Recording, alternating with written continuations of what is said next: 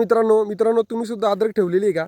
तर हा व्हिडिओ खास तुमच्यासाठी आहे आणि व्हिडिओ शेवटपर्यंत बघा. व्हिडिओ कुठेही स्किप करू नका. मित्रांनो, आज मी तुम्हाला अद्रकमध्ये पाण्याचं नियोजन देणार आहे. आता भरपूरशा शेतकऱ्याने भावाची चढउतार होत असल्या कारणाने अद्रक ठेवलेली आहे. तर अशा परिस्थितीमध्ये आपल्याला सर्वात पहिले इथं महत्त्वाचं आहे ते पाणी नियोजन.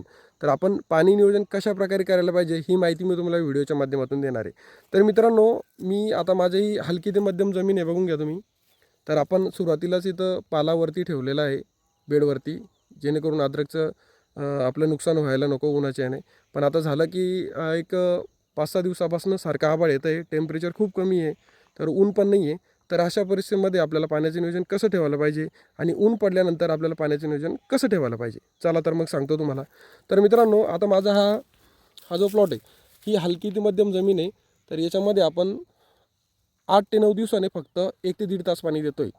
तर याचं मुख्य कारण असं आहे की आपण या काळात, आता सध्या आभाळ आलेलं आहे आणि आपण जर जास्तीचं पाणी दिलं तर आपण जी मेहनतीने अद्रक बनवलेली आहे, आपला कंद जो बनलेला आहे, तर याला जर आपण जास्तीचं पाणी दिलं तर तो कंद कुठंतरी खराब होऊ शकतो, तो सडू शकतो.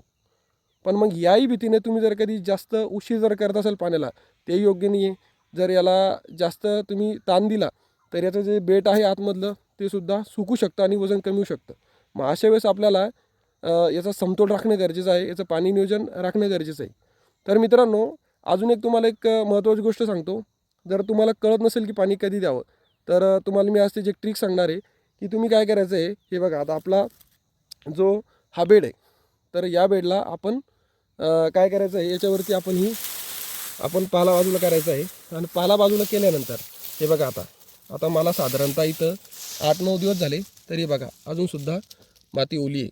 तर काय करायचं, ही माती अशी दाबून बघायची. हे बघा, तर याचा असा गोळा बनलेला आहे आणि असा गोळा जर बनला तर तुमच्या प्लॉटला पाण्याची गरज नाही आहे. आणि जर कधी समजा अशी कोरडी माती जर राहिली, दाबूनसुद्धा कोरडी राहिली, आणि जर अशी तुमची ही माती गळत असली, तर तुमच्या अद्रक पिकाला पाण्याची गरज आहे. तर पूर्ण प्लॉटमध्ये फिरून चेक करून घ्यायचं आणि मगच आपल्या अद्रक पिकाला पाणी द्यायचं आहे. आणि मित्रांनो, अजून जर तुम्हाला वाटत असेल की भारी जमिनीला कसं द्यायचं, हलक्या जमिनीला कसं द्यायचं, त्यानंतर मध्यम जमिनीला पाणी कसं द्यायचं, तर तुम्ही मला कमेंटमध्ये विचारू शकतात. मी त्याचा नक्की रिप्लाय देईन. तुमचा शेतकरी मित्र अमोल हावळे. आणि माझ्या फेसबुक चॅनलला फॉलो करून घ्या. जय जवान, जय किसान.